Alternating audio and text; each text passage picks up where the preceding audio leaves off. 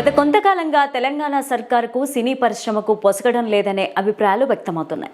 ఇటీవలే జరుగుతున్న ఘటనలే అందుకు ఉదాహరణలుగా విశ్లేషకులు చెబుతున్నారు. రేవంత్ సర్కారుతో డి అంటే డి అనే స్థాయిలో కొన్ని ఘటనలు జరిగాయి. దీంతో సినీ పరిశ్రమను ఏపీకి తరలిస్తున్నట్టు వార్తలు వినిపిస్తున్నాయి.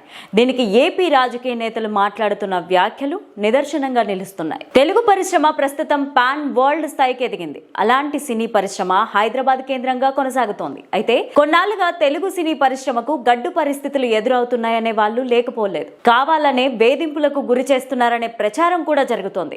అందులో భాగంగానే Akkineni Nagarjuna N convention centre కూల్చివేత, అల్లు అర్జున్ వ్యవహారం లాంటివి ఉదాహరణలుగా చెప్పుకుంటున్నారు. గతంలో ప్రత్యేక తెలంగాణ రాష్ట్రం ఉద్యమ సమయంలో ఒక ప్రాంతానికే సినీ పరిశ్రమ మద్దతు పలుకుతుందనే కారణంతో నాడు సినీ పరిశ్రమ పైన దాడులు జరిగాయి. కానీ కొన్ని సినిమాలు విడుదలను కూడా అడ్డుకున్నారు.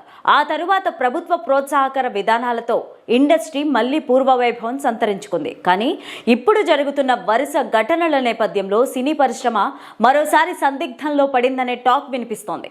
అందుకే ఏపీకి మకాం మార్చితే ఎలా ఉంటుందో అని కొంతమంది సినీ పెద్దలు ఆలోచనలో పడినట్లు సమాచారం. ఈ క్రమంలోనే ఏపీ నుంచి సినీ పరిశ్రమకు పిలుపు వచ్చింది.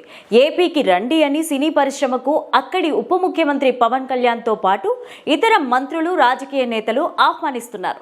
సినిమా షూటింగులకు అందరూ విదేశాలకు పోతున్నారని, అలా కాకుండా ఇక్కడే షూటింగ్లు చేస్తే ఈ ప్రాంతం కూడా అభివృద్ధి చెందుతుందని పవన్ అన్నారు. అంతేకాదు ప్రోత్సాహకాలు, రాయితీలు అన్ని సదుపాయాలు కల్పిస్తామని హామీ ఇస్తుండటంతో కొందరు సినీ పెద్దలు అక్కడికి వెళ్లేందుకు యోచిస్తున్నట్లు సమాచారం. అయితే సినీ పరిశ్రమ ఏపీకి వెళ్తుందా లేదంటే ఇక్కడే ఉంటుందా అనేది చూడాలి మరి.